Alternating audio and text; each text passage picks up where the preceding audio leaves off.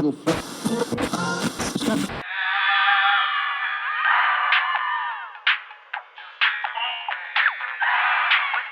today is a woman who wears so many hats she must need a whole cupboard at home to keep them all in shape. Her name is Yolanda Methvin. She's a social entrepreneur, a wife and mom, a freelance TV producer, CEO of her own business called Lita Flora African Botanicals. She's got a very keen interest in social innovation and cultural diversity and all of this reflected in her bi-monthly travel and lifestyle podcast called Be There, Do That. Yolanda, it's great to have you with us. Welcome to the show. Thanks, Pippa. It's fantastic to be here. I want to focus mostly on the podcast. But that was a brief intro to a recent radio interview I did with prominent talk radio host Pippa Hudson in Cape Town. Pippa and I talked a bit about my history, background, and reason for being on the continent for the past 21 years. And then, of course, the reason for my creating and hosting this podcast. It's actually a marketing tool to promote an indigenous snack-based product. Good thing you asked me to come for your lunch show because I brought a snack for you. I'm so grateful because I didn't have time to have lunch today, so it's very well timed. Thank you.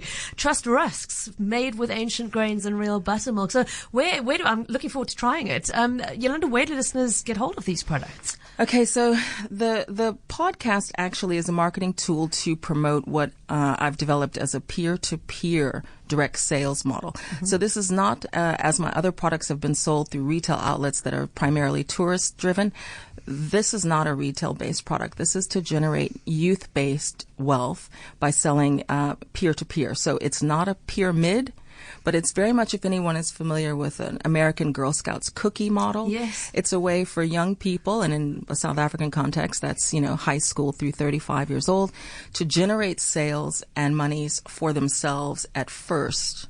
Mm-hmm.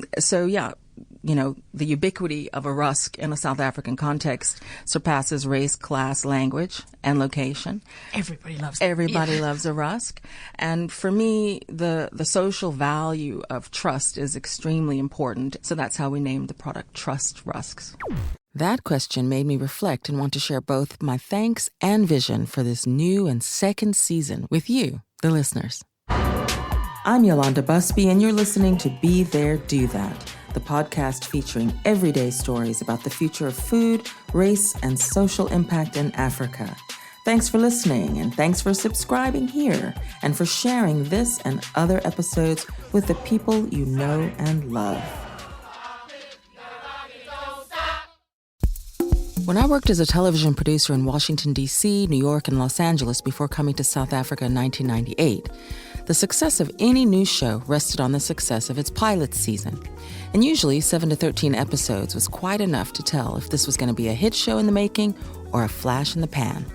According to Pricenomics.com, these days, Variety magazine estimates that one pilot is produced for every 5 scripts purchased.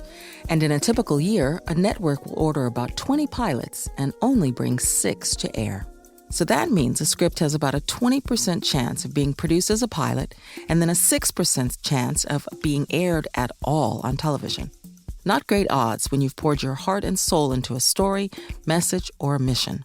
But judging the future success of a show is extremely difficult at any stage of development. And maybe you've heard this before now, from Seinfeld, the pitch. I still don't know what the idea is. It's about nothing. Right. Everybody's doing something. We'll do nothing. So we go into NBC, we tell them we got an idea for a show about nothing. Exactly. They say, what's your show about? I say nothing. There you go. No wonder podcasting has been on a steep trajectory since the mid-2000s.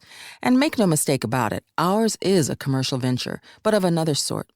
We needed no pitch, no focus groups, just a rock-solid social mission with an African edge, stories with African people and African food at the core.